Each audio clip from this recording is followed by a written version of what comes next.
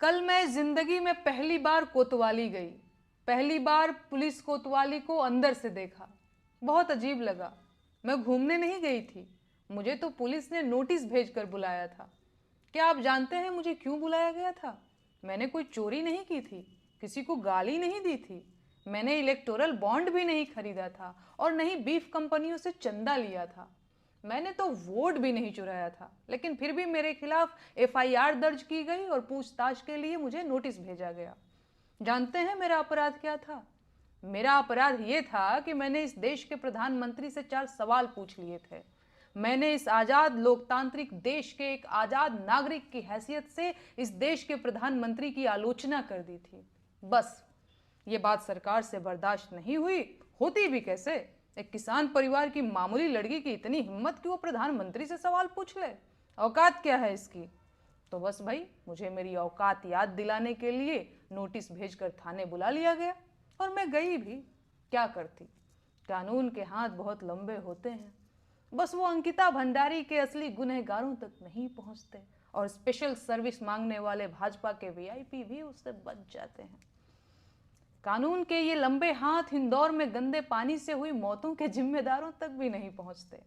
Paper leak कराने वाले, टूटी सड़कें बनाने वाले, अल्पसंख्यकों के खिलाफ नफरत भड़काने वाले, नकली दवाओं का कारोबार करने वाले, खाने की मिलावटी चीजें बनाकर देश भर में कैंसर फैलाने वाले, रेल दुर्घटनाओं के जिम्मेदार, टूटते पुलों के ठेकेदार, जंगल उजाड़ने वाले, पहाड़ काटने वाले और हवा को जहर बनाने वाले नेता, अधिकारी और कारोबारी कानून के हाथों से बच जाते हैं।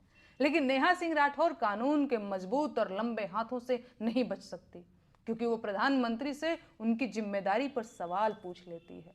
नेहा राठौर को बचना भी नहीं चाहिए। उसे ऐसी सजा दी जानी चाहिए कि देश और जमाना देखे।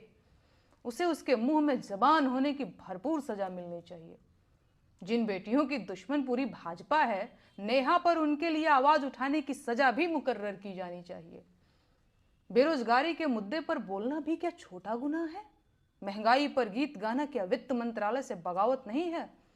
मजदूरों के हक की बात करना क्या लेबर डिपार्टमेंट के काम में हस्तक्षेप नहीं है? और फिर जब सरकार ने देश के कल्याण के लिए अलग अलग विभाग और मंत्री बना रखे हैं, तो मैं क्यों इन मंत्रालयों के मुद्दों पर बोल रही हूं? एक मुकदमा तो सरकारी काम में बाधा का भी बनता है। देश में जब महिला आयोग है तो महिला अधिकारों की बात करने वाली मैं कौन होती हूँ? कितनी अजीब बात है ना। जिस सरकार को देश की गरीबी, बेरोजगारी, महंगाई और भ्रष्टाचार से लड़ना था, वो सरकार मुझसे लड़ रही है। खैर, अब सरकार को जल्द से जल्द देश हित में